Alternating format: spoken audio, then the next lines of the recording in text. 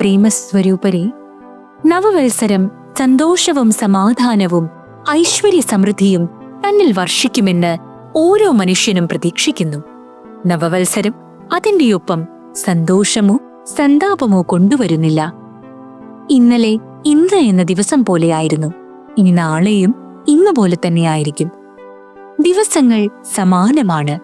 എന്നാൽ ഒരുവൻ സുഖമോ ദുഃഖമോ അനുഭവിക്കുന്നത് അവനവന്റെ കർമ്മങ്ങൾക്ക് അനുസൃതമായിട്ടാണ്. പുണ്യപ്രവൃത്തികൾ ദുരിതാനുഭവം നൽകുകയില്ല. പാപപങ്കിലമായ പ്രവൃത്തികൾക്ക് സന്തോഷം നൽകാൻ കഴിയുകയുമില്ല.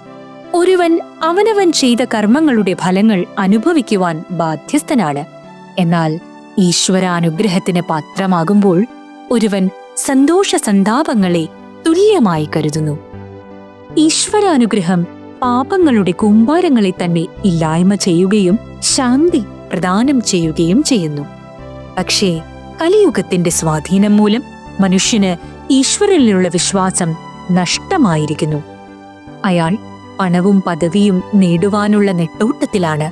അപ്പോൾ അയാൾക്ക് എങ്ങനെ ദിവ്യത്വം നേടുവാനാകും? മാനവ മൂല്യങ്ങൾ പരിശീലിക്കുന്നതിലൂടെ ഒരു മനുഷ്യന് ഈശ്വരന്റെ തലത്തിലേക്ക് ഉയരുവാനാകും. അതുകൊണ്ട് മനുഷ്യൻ മാനവ മൂല്യങ്ങൾ പരിപോഷിപ്പിക്കണം. സംവത്സരങ്ങൾ വരികയും പോവുകയും ചെയ്യുന്നു. ആത്മാനുഭൂതിയല്ലാതെ മറ്റൊന്നും ശാശ്വതമായ ആനന്ദം നൽകുന്നില്ല. അന്തരംഗത്തിൽ പവിത്രമായ വികാരങ്ങൾ ഇല്ലെങ്കിൽ ഒരുവന് തന്റെ കർമ്മങ്ങളിൽ നിന്ന് സന്തോഷവും സമാധാനവും നേടുവാൻ കഴിയുകയില്ല. നവവത്സരം തങ്ങളിൽ സന്തോഷവും സമൃദ്ധിയും വർഷിക്കുമെന്ന് നിരവധി ജനങ്ങൾ പ്രതീക്ഷിക്കുന്നു.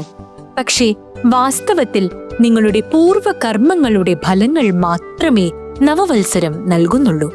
നിങ്ങളുടെ പൂർവ്വപാപങ്ങൾക്ക് പ്രായശ്ചിത്തമായി സദ്ഗുണങ്ങൾ പരിപോഷിപ്പിക്കുകയും ഈ നവവർഷത്തിൽ കൂടുതൽ പവിത്രമായ കർമ്മങ്ങളിൽ സ്വയം ഏർപ്പെടുകയും വേണം.